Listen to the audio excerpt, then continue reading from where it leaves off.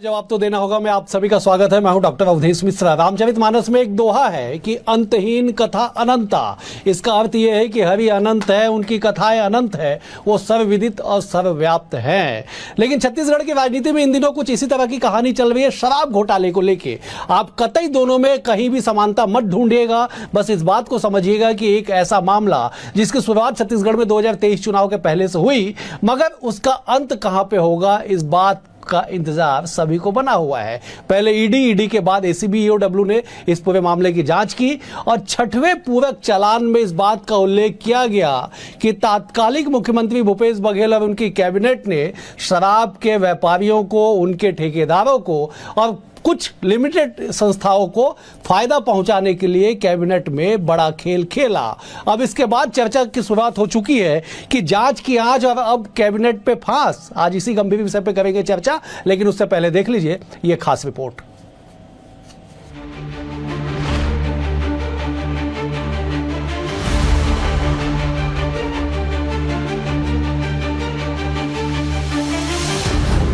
कि सरकार राज चलाती है कि सरकार डाका डालती है। सरकार के खजाने में डाका डालने का काम, इससे बड़ा अपराध हिंदुस्तान की राजनीति में कभी नहीं हुआ। कोई चुनी हुई लोकतांत्रिक पार्टी और उसके जनप्रतिनिधि, इवन मुख्यमंत्री से मंत्री तक, कि अपने ही खजाने की डकैती स्वयं किए हों। एक तरफा कार्रवाई क्यों?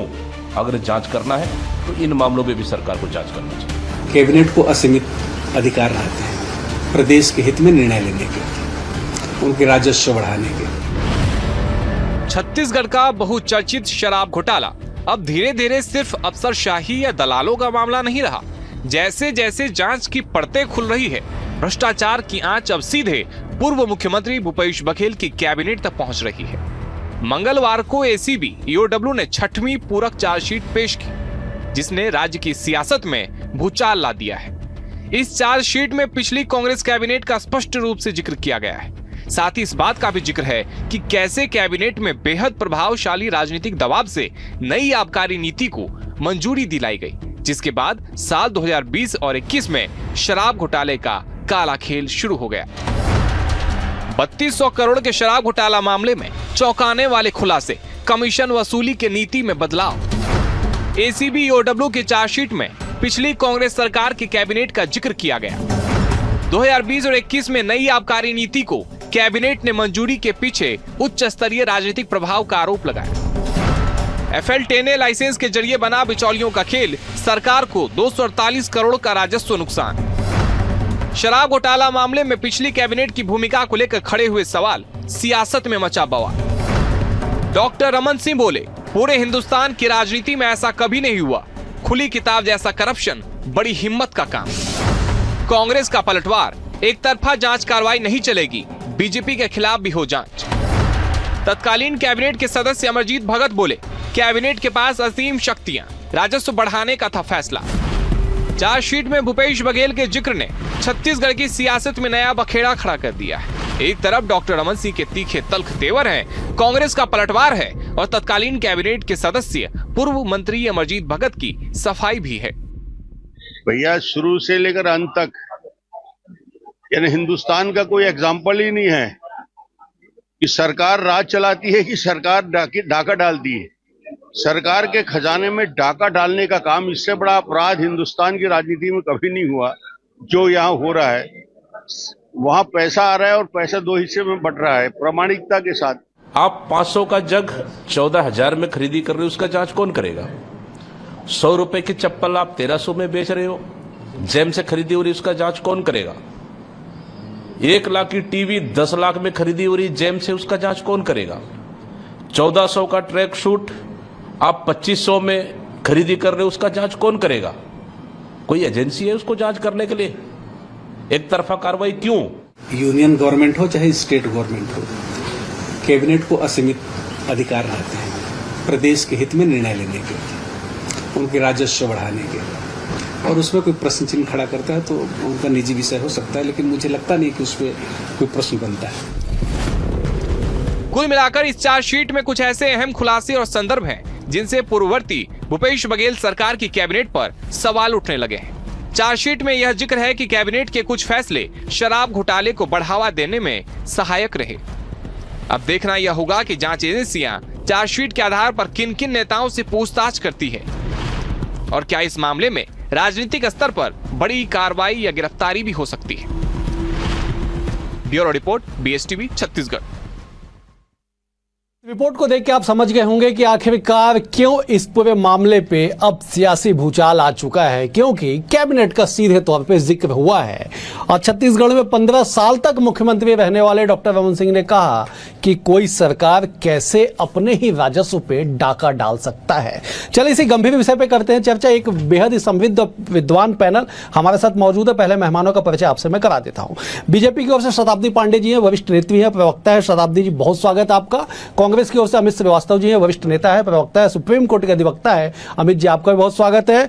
बतौर वरिष्ठ अधिवक्ता भगवानू नायक भी हमारे साथ है। भगवानू जी, आपका भी बहुत स्वागत है। छत्तीसगढ़ की सियासत के हर नब्ज को जानने समझने वाले वरिष्ठ पत्रकार अनिरुद्ध दुबे भी हमारे साथ है। अनिरुद्ध जी, आपका भी बहुत बहुत स्वागत है। अनिरुद्ध जी, मैं चर्चा की शुरुआत आपसे करता हूं कि कैबिनेट का जिक्र होना किसी घोटाले गड़बड़ी में, किसी चालान में कानूनी तौर पे संभवतः छत्तीसगढ़ के इतिहास में, 25 साल के इतिहास में यह पहला मामला है। कैसे आप इसे देखते हैं? जी, सबसे पहले तो अवधेश जी, उत्कर्ष समाज के हमारे नेता भगवानू नायक जी यहाँ पर हैं। आज नवखाई का त्योहार था और इतनी व्यस्तता के बाद आपके स्टूडियो में यहाँ पे मौजूद है, उसके लिए शुभकामनाएं और बधाई। रही बात आपके सवाल की अवधेश जी, तो मैं आपके सवाल पे जवाब पे आऊंगा, लेकिन मेरे 2-3 प्रश्न जो है, जब भी शराब पे डिबेट होता है तो हर बार खड़े होते हैं। जहां तक के कवासी लखमा जी की आप बात करें, या चलो मैं बात करता हूं, तो कवासी लखमा जी निश्चित रूप से बहुत चैतन्य नेता है, बहुत निपुण नेता है, बहुत ऊर्जा से भरे हुए नेता है, लेकिन वो हमेशा स्वीकार करते रहे कि मुझे हस्ताक्षर के अलावा कुछ नहीं आता। और आबकारी जैसा इतना संवेदनशील विभाग जो है आपने उनको दे दिया। और दूसरी बात यह है कि चलिए, अगर कहीं आपने कवासी लखमा जी को आबकारी मंत्री बना भी दिया, तो ब्रेवरेज कारपोरेशन होता है शराब से जुड़ा हुआ, बिल्कुल। आप वहां पे एक अति जिम्मेदार व्यक्ति को बिठा देते तो वो कम से कम कवासी लखमा जी की सहयोगी की भूमिका निभा पाते, और पूरी जो सरकार रही तो उसमें ब्रेवरेज कारपोरेशन जो है वहां पे खाली रहा। फिर उसके बाद ये है कि इसका मेरी बात यह प्रमाणित होती है कि वहां पे जब विधानसभा जब सत्र चलता था कांग्रेस की सरकार में, तो स्थिति ये होती थी कि लखमा जी के तरफ जो विपक्ष के सवाल आते थे, मतलब भाजपा के विधायकों की तरफ से, तो जवाब वहां पे अकबर जी को देना होता था। बिल्कुल। और जो आपके सवाल के जवाब की जहां तक मैं बात करूं, तो निश्चित रूप से जैसे अमरजीत भगत जी ने कैबिनेट को लेकर कहा कि असीमित अधिकार होते हैं। बिल्कुल सही। असीमित अधिकार तो होते हैं, लेकिन ये भी अवधेश की बात है कि जैसे आपके अभी प्रतिष्ठित चैनल ने 248 करोड़ का राजस्व हानि, ये वाली आपने बात लाई। इसके पहले तो ये सामने आ चुकी कि ईडी ने 2161 करोड़ का घोटाला बताया था शराब का, और EOW की जब जांच आई तो 1100 करोड़ से बढ़कर 3200 करोड़ हो गया। बिल्कुल सही। ऐसे बहुत सारे प्रश्न हैं। ठीक है, चलिए मैं जब भगवानू जी का रुख करता फिर अमित जी के पास जाऊंगा। भगवानू जी, एक ऐसा मामला जो सालों साल से छत्तीसगढ़ की राजनीति में सुर्खियां बटोर रहा है, गैर राजनीतिक विधि विशेषज्ञ के नाते आप क्या मानते हैं कि और कितने पूरक चालान पेश होंगे इस पे? 6वां पूरक चालान है ये, भगवानू जी? देखिए अवधेश जी, ये जो पूरा मामला आप देखेंगे देश भर में पूरा शुमार है। जिस तरीके से मैं कथित ही कहूंगा जो घोटाला सामने आया है, जैसे कि आदरणीय वरिष्ठ पत्रकार जी ने कहा कि 2161 करोड़ से 3200 करोड़ हो गया। इसमें जो शुरुआत में गिरफ्तारी हुई, आप देखेंगे जो एक पूर्व IAS रहे अनिल टुटेजा, जिनके नाम से केस बना, फिर अरुणपति त्रिपाठी जो चेयरमैन रहे वो, अनवर ढेबर, फिर उसके बाद आबकारी मंत्री कवासी लखमा, फिर चैतन्य बघेल जी, और भी अनेक लोग इसमें गिरफ्तार हुए ईडी और EOW ने। और उसके बाद अभी मुझे जानकारी मिली कि आज ही झारखंड से भी इसी मामले में जो छत्तीसगढ़ के उन लोगों को लेकर के आ रहे हैं। और बड़ी खबर जो आप बता रहे हैं कि अभी जो चालान प्रस्तुत हुई थी 6वां पूरक, उसमें फिर कैबिनेट का भी उल्लेख होना। देखिए, कैबिनेट की जो जिम्मेदारी होती है वो जनता के प्रति जिम्मेदार होते हैं वो। और पूर्व में भी कवासी लखमा जी ने कहा कि मुझे कोई जानकारी नहीं, मैं तो अशिक्षित रहा हूं, मैंने हस्ताक्षर कर दिया था। तो मुझे ऐसा लगता है कि कहीं ना कहीं ये जो मामला है कांग्रेस के लिए कहीं ना कहीं चिंता का विषय है। और इसका मुझे लगता है कि अभी फिलहाल कोई अंत नहीं दिखता है, क्योंकि कंप्लीट चालान अभी पेश नहीं हो रहा है, पूरक चालानें पेश हो रही हैं, लगातार गिरफ्तारी हो रही है। तो आने वाले समय में पूरा दारोमदार वो न्यायालय पर और जांच एजेंसी पर निर्भर करता है। अमित जी, 6वां पूरक चालान, आप तो खुद सुप्रीम कोर्ट के अधिवक्ता हैं, इन तमाम कानूनी दांवपेच को बेहतर समझते हैं। एक लाइन लिखा हुआ है 6वें पूरक चालान 115 पन्ने के चालान के पेज नंबर 29 पे लिखा हुआ है, इसमें कैबिनेट नोट, चयन प्रक्रिया और मूल्य वृद्धि का अभाव। मैं पढ़ देता हूं संक्षेप में कि मंत्रिपरिषद को प्रस्तुत संक्षेपिका कैबिनेट नोट में न तो लाइसेंसधारियों की चयन प्रक्रिया का उल्लेख था और न ही मूल्य वृद्धि अथवा कमीशन लेने का अधिकार दिया गया। यह स्पष्ट करता है कि जानबूझ के अस्पष्ट रखी गई ताकि राजकोष के हानि के साथ साथ निजी लाभार्थियों को अवैध लाभ दिलाया जा सके। डिकोड करिए इस लाइन को आप। देखिए, लाइनें वही हैं, किरदार बदल गए। सेम लाइन अगर आप देखेंगे, शब्द सा ये पूरी लाइनें दिल्ली में यूज की गई थी। 17 महीने मनीष सिसोदिया जी को जेल में रखा गया। सेम कंटेंट जो आपने पढ़ा वहां पर भी वही पढ़ा गया था। जब सुप्रीम कोर्ट मामला पहुंचा तो सुप्रीम कोर्ट ने कहा कि आप तो प्रूफ ही नहीं कर पाए कि आपने इनको 17 महीने क्यों रखा, और उन्होंने कहा था कि who will responsible for all this 17 months, आपको याद होगा। तो और वो सारे लोग छूट गए। तो मैं आपको बता दूं, यहां पर भी अगर आप देखेंगे तो लगातार आज हम डिबेट कर रहे हैं, हम फिर हो सकता है 6 महीने, 1 साल बाद, 2 साल बाद जब डिबेट करेंगे ये सारे लोग बरी हो चुके रहेंगे। क्योंकि आप दिल्ली में देख लीजिए, कोशिश बीजेपी वही करती है। मैंने कहा ना, किरदार बदल जाते हैं, कंटेंट वही रहते हैं जो शायद इनके 7 स्टार कार्यालय से आते होंगे। लेकिन मैं फिर कह दूं कि भाजपाइयों के लिए मैं एक ही चीज कहना चाहता हूं बड़ी विनम्रता के साथ, कि जब भी आप आईना उठाया करो, पहले खुद देखा करो, फिर दूसरों को दिखाया करो। ठीक, क्योंकि ठीक। 400 करोड़ रुपए राजस्व का पहला इनके साल में आता था, पहली बार जब बीजेपी आई थी। जाते जाते 4800 करोड़ हो गया।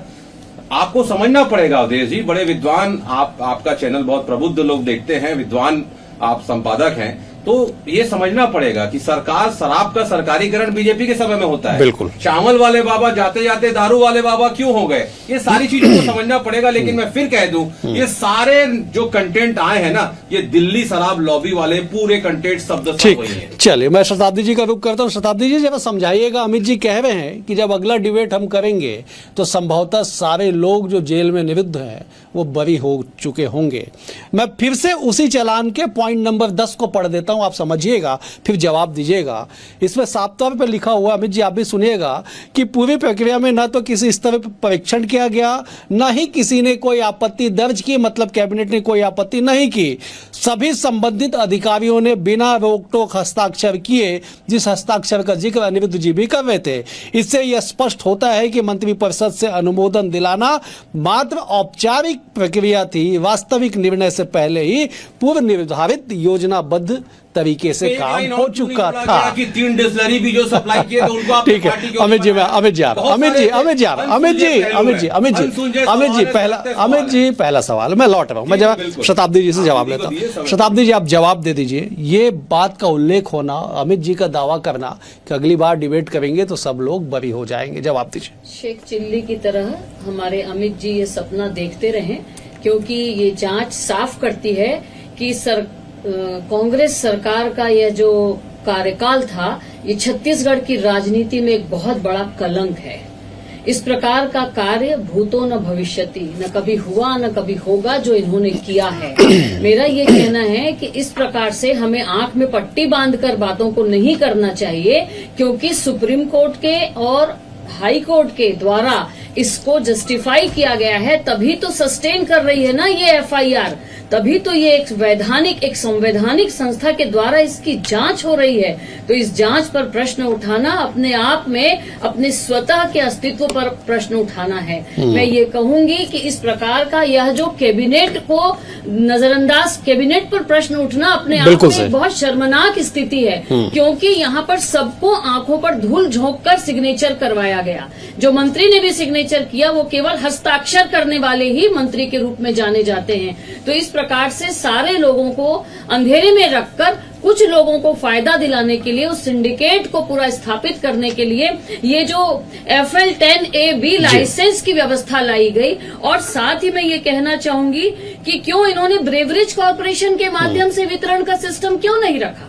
तो पारदर्शिता की कमी कहीं न कहीं थी, जिसकी वजह से जो हमारे राज्य की भोली भाली जनता का जो पैसा था 3200 करोड़ रुपए, इसका जो घपला हुआ है, जो कमीशनबाजी हुई है, जिससे सरकार को 248 करोड़ रुपए का जो नुकसान हुआ है, जिससे कि विकास हो सकता था, स्कूलें खुल सकती थी, अस्पताल बन सकते थे, हमारे छत्तीसगढ़ की भोली भाली जनता के साथ ये बहुत बड़ा अन्याय हुआ है, धोखाधड़ी हुई है। इसलिए मैं कहूंगी कि इसकी जांच और गंभीरता से होनी चाहिए। अमित जी जरा संक्षेप में जवाब दीजिएगा, अनिरुद्ध जी का रुख करूंगा कि जिस राजस्व हानि का जिक्र किया जा रहा है साहब, उससे तो 1 दर्जन स्कूल और अस्पताल बनाए जा सकते थे, छत्तीसगढ़ के जरूरतमंद लोगों को सुविधा मुहैया कराई जा सकती थी, लेकिन जिस पैसे को राजकोष में जाना था वो किसी और ही कोष में चले गया।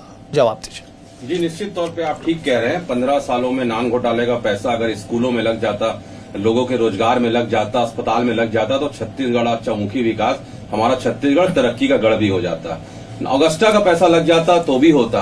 ऐसे अनगिनत शर्म का विषय है कि जो सरकार है वहां पर 426 बच्चों को जिस प्रकार से भोजन में कल फिनाइल पिलाने का प्रयास किया गया, अगर आप देखेंगे इसके पूर्व बलौदा बाजार में ऐसी घटना, आपने ठीक कहा था कि आपका एक पॉइंट मैंने नोट किया था, आपने बहुत अच्छा पॉइंट किया था कि चार्जशीट में पहला बार ऐसा मामला आया है, पहली बार की कैबिनेट का जिक्र हुआ है। पहली बार पे अगर आप एक डिबेट रख दें 1 घंटे का, तो मैं बताऊंगा कि भाजपा के उन 15 सालों में और अभी 20 महीने में पहली बार क्या क्या हुआ है, लेकिन सारा दुखद पहलू है। और छत्तीसगढ़ की जनता का पैसा निश्चित तौर पे स्कूल पे, स्वास्थ्य पे, कॉलेजेस पे, इंफ्रास्ट्रक्चर पे लगना चाहिए, लेकिन मैंने कहा ना कि ऐसे अनगिनत पैसे लगने जरूर चाहिए थे, लेकिन वो कहां चले गए जो भाजपा के नेता कल तक साइकिल में हवा नहीं भरा पाते थे, आज 5-5 करोड़ की कोठी में रहते हैं, 2 करोड़ की गाड़ी में घूमते हैं, तो वो पैसा वहां गया, अचानक उनके यहाँ उनके ही आंगन में लक्ष्मी जी की कृपा कैसे बरसने लग गई। ठीक है अमित जी, एक बड़ा पहलू है, आपने अचानक जिक्र नान घोटाले का छेड़ दिया तो मुझे ऐसे स्वतः याद हो गया। अनिरुद्ध जी उस पर सहमत होंगे संभवतः कि जिस अधिकारी को जेल में बंद किया गया उसी अधिकारियों को लेके कपड़े फाड़ते थे आप लोग कि साहब ये आरोपी है। सरकार बनने के बाद वही अधिकारी आज इस शराब घोटाले, कथित शराब घोटाले में जेल में बंद है। मैं नाम नहीं लूंगा, नाम लेना राजनीतिक दलों का काम है। अनिरुद्ध जी जरा जवाब दीजिएगा। अमित जी ने पहले लाइन में कहा किरदार वही है, चेहरे बदल गए, इसी से जोड़ लीजिए, किरदार वही है, चेहरे बदल गए। उस बार जेल नहीं गए, अभी जेल में बैठे हुए। जी हाँ, अमित जी ने कुछ दूसरे तरीके से ये भी कहने की कोशिश की होगी कि आईना वही रहता है, चेहरे बदल जाते हैं। और रही बात यह है कि उनको देखते हुए मुझे ये भी हसरत जयपुरी जी की भी ये लाइन कहनी पड़ेगी, क्योंकि कुछ लोगों पे तो लागू हो रही है इस घोटाले पे कि मैं कहाँ था, कहाँ से कहाँ आ गया, क्या से क्या हो गया, मैं भी हैरान हूँ। क्या बात। और देखिए अवधेश जी, जहाँ तक ये पूरा इतना बड़ा जो मामला है, इतनी बड़ी बात है, कई सारे सवाल खड़े करता है। बात सिंडिकेट की आती है, हर एक स्टोरी अखबार में होती है तो सिंडिकेट, मीडिया में आता है तो सिंडिकेट। देखिए क्या है कि कोई भी पॉलिसी आबकारी को लेके होती है तो संबंधित मंत्री, ब्यूरोज कॉर्पोरेशन में बैठा हुआ पदाधिकारी और तीसरा अधिकारी, ये मिलकर तय करते हैं और पॉलिसी बनती है। तो इसमें वो लोग भी इन्वॉल्व हुए, न वो मंत्री थे, न वो ब्यूरोज कॉर्पोरेशन के शख्स थे, न वो अधिकारी थे। और दूसरी बात यह है कि देखिए कोई भी चीज यूं ही नजर नहीं आ जाती और यूं ही तय नहीं हो जाती। मतलब जो 22 आबकारी अफसर जो निलंबित हो गए, बात ये आई कि 88 करोड़ रुपए उनमें बटा था। और उसमें जब बहुत डीप में लोगों ने जाके देखा तो पता लगा कि जीवन भर भी ये नौकरी करते तो भी इतना पैसा नहीं मिलता जो 88 करोड़ रुपए जो बटाए। तो देखिए क्या है कि सीधे सीधे नाम आप लिए, ना मैं लूंगा, ना भगवानी जी लेंगे, ना अमित जी लेंगे, ना शताब्दी जी लेंगे। लेकिन इसमें अगर कहीं कोई जो इन्वॉल्व है, जो वास्तव में गुनाहगार है, तो उसको लेके सवाल तो उठेंगे ही। अवधेश जी बिल्कुल सही, ठीक है। शताब्दी जी, एक सवाल बार बार निकल के आता है। देखिए अमित जी अभी कह रहे थे कि शराब पे मेरा 100 से ज्यादा डिबेट हो चुका है, हमने भी कई डिबेट किए हैं। एक बड़ा मसला ये है कि अमित जी कह रहे थे अभी जब मैं बोल रहा था कि उन 3 डिस्टिलरियों को क्यों छोड़ दिया गया, उन्हें पार्टी नहीं बनाया गया। उस समय के माफ कीजिएगा, उस समय के तात्कालिक आबकारी मंत्री जेल में है, कवासी लखमा मौजूदा विधायक है, अधिकारी बाहर घूम रहे, उनकी गिरफ्तारी पे भी सवाल उठ रहा है।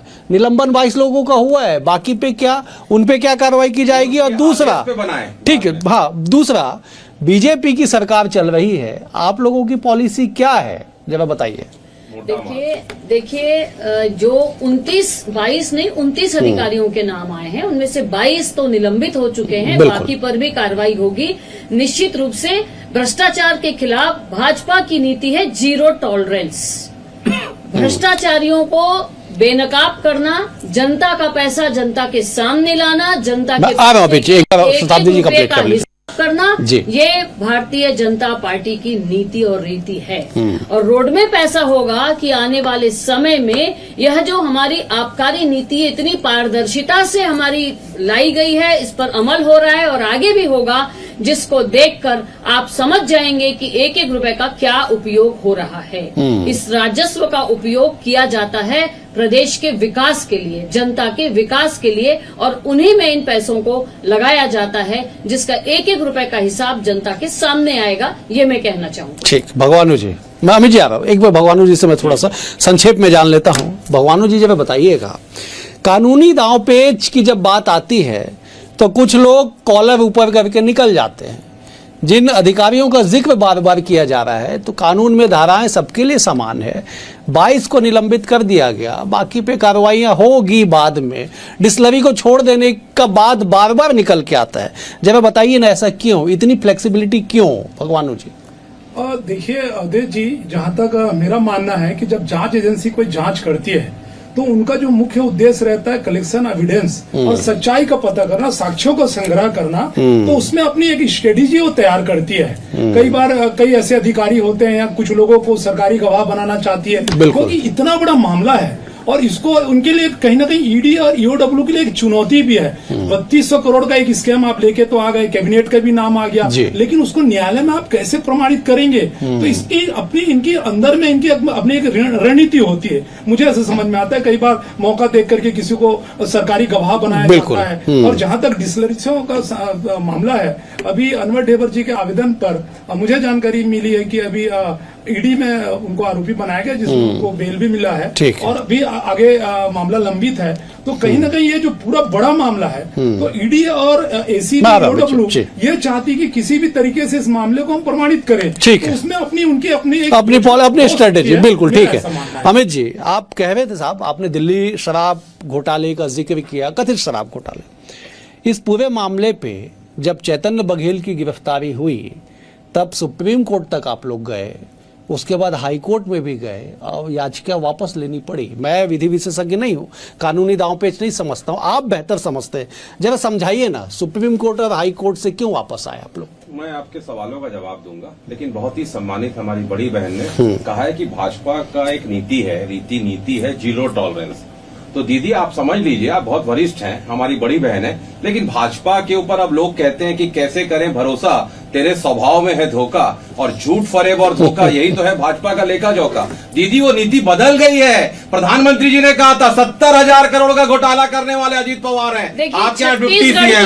मुद्दे बिल्कुल भी नहीं। अमित जी, आपने भाजपा बोला था, आपने छत्तीसगढ़ भाजपा नहीं बोला था। ठीक है अमित जी, भाजपा मतलब पूरा भाजपा होता है, छत्तीसगढ़ भाजपा उससे अलग नहीं है। तो मैं नहीं बिल्कुल 70,000 करोड़ का घोटाला करने वाले अमित जी 32 सीएम है। अमित जी, जीरो टॉलरेंस की नीति आपकी बदल चुकी है। अमित जी, जी मैं आपको बता दूं कि जब हम सुप्रीम कोर्ट गए थे तो सुप्रीम कोर्ट ने कहा कि आप हाई कोर्ट गए कि नहीं, तो आप पहले हाई कोर्ट जाइए, और अगर हाई कोर्ट मैं जब हमने उनको बताया कि साहब हमने सेक्शन 44 भी आपके यहाँ लगाया है और 5 ठोक और रिट पिटीशन आपके यहाँ लगी हुई है, आप उसको क्लब कर दीजिए। तो उन्होंने बोला ठीक है, आप पहले first you go to high court, और उसके बाद उन्होंने 6 तारीख को, मुझे याद है 6 अगस्त को, और उसके बाद फिर 11 अगस्त को बिल्कुल उन्होंने क्लब कर दिया, और 11 को फिर उन्होंने सुना। तो हमको उन्होंने फ्री ये किया है कि आप एक हाई कोर्ट होता है, आप पहले हाई कोर्ट जाइए, वो प्रोसीजर को आप फॉलो करिए, उसके बाद then you come to high supreme court. Yes, नहीं हाई कोर्ट से भी वापस ले ली गई याचिका,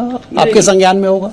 नहीं, देखिए मैं वही चीज आपके माध्यम से कहना चाह रहा हूँ कि कुछ पेपर, कई बार भगवान नायक भी जानते हैं कि कुछ पेपर जो सबमिट हम लोग करते हैं, पेपर जब सबमिट करते हैं तो कुछ उसमें लेकुनास होते हैं, तो वो हमें हाई कोर्ट के रजिस्ट्रार के यहाँ से पता लगता है कि आप ये यू आर नॉट डिफॉल्ट में चला जाता है वो, तो फिर उसके लिए मैं आगे आप देखेंगे निश्चित तौर पे हमारे को न्यायालय पे पूरा विश्वास है, मैं वही हमें न्याय मिलेगा। ठीक है अमित जी, मैं वही बोला, मैं जानकार नहीं हूँ, आप बेहतर उसको आपने एक्सप्लेन किया। मैं जरा शताब्दी जी का रुख करता हूँ। शताब्दी जी जरा जवाब दीजिएगा, अमित जी कह रहे थे कि भाजपा बदल गई है, बताइए ना कहाँ बदली और नहीं बदली बीजेपी, बताइए थोड़ा सा।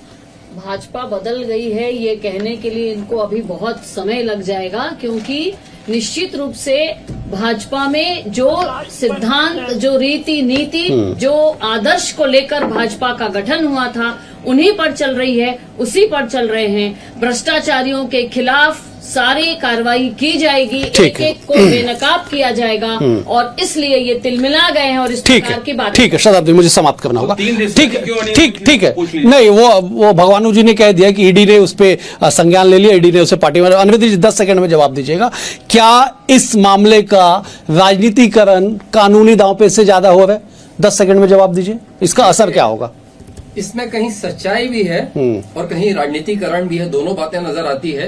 और लेकिन जहाँ पे जो है मतलब शराब जैसा गंभीर मुद्दा है, तो इस छत्तीसगढ़ में कब शराब को लेकर राजनीति नहीं हुई अवधेश जी? बात 10 सेकंड की, तो इतना ही कह पाऊंगा। ठीक है, चलिए आप चारों मेहमानों का बेहद शुक्रिया। अमित जी आपका शुक्रिया, भगवानू जी आपका शुक्रिया, शताब्दी जी आपका शुक्रिया, अनिरुद्ध जी आपका भी शुक्रिया।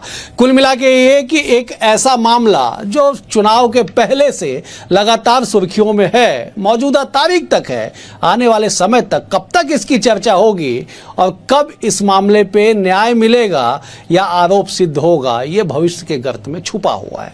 फिलहाल इतना ही, कल एक और विषय के साथ होगी मुलाकात, तब तक बने रहिए BSTV के साथ। नमस्कार।